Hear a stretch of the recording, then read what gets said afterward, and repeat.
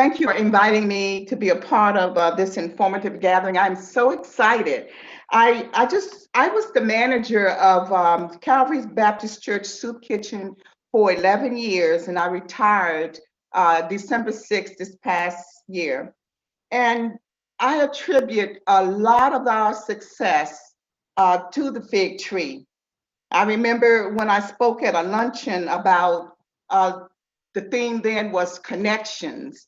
And I talked about how people read the fig tree and came to the soup kitchen to donate, to volunteer, to do whatever we wanted. And then they would do that, tell somebody else would read the fig tree. Whenever they came, they said, I read about the soup kitchen in the fig tree.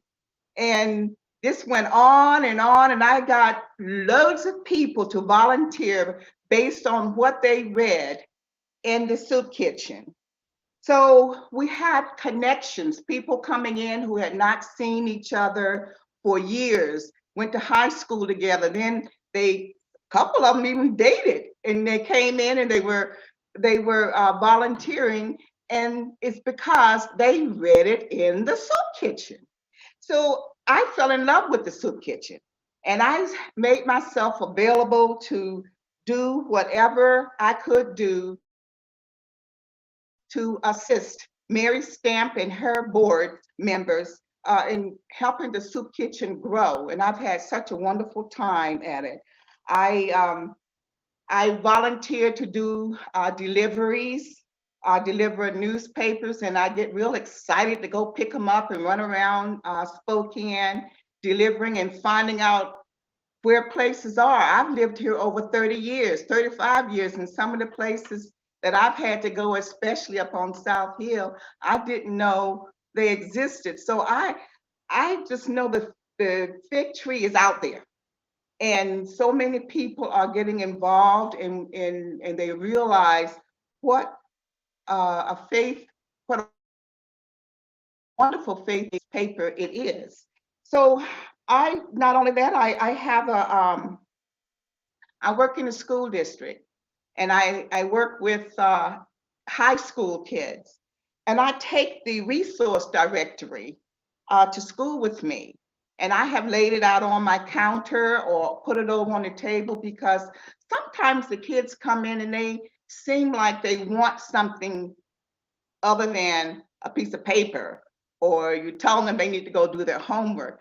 And sometimes they might sit, and this was before the pandemic, and they would sit and they would pick up the book and read it.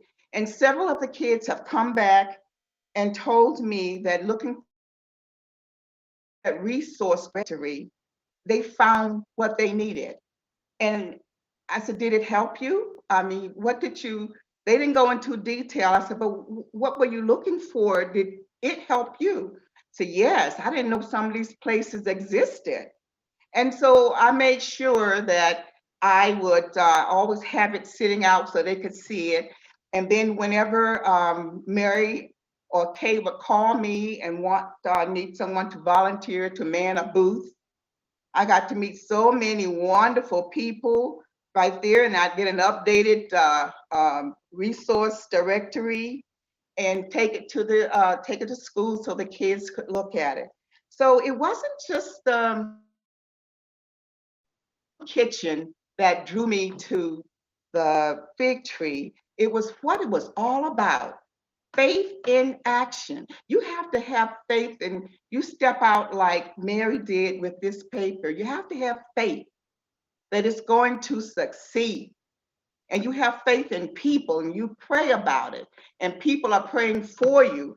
It happens. Look at what happened with our soup kitchen. We started out serving 5 people on a Saturday, and now we're up to 170 on a Saturday, and we've been doing this 11 years. And the ladies over and the volunteers are still doing it out across the goodwill. They're still serving people. They haven't stopped because we have faith. God put this soup kitchen there for us. We have faith And the fig tree helps us to keep that faith going and put the word out there for people to know. And I read about so many people who have succeeded or have been helped with this, with the fig tree, writing articles about them and so forth. I think it's wonderful. Absolutely. And so I just say, I can't really say enough about how wonderful the fig tree is, how it has helped our soup kitchen grow. And I just know this: it doesn't matter who you are, what church you go to, what walks of life you're in. It doesn't matter where you live. This is a faith-based newspaper for all. And so many people have been so blessed by it. And I just give all honor and praise to our Heavenly Father. And I think that if we all keep praying, this paper will continue to grow like it has for so many years. Thank you.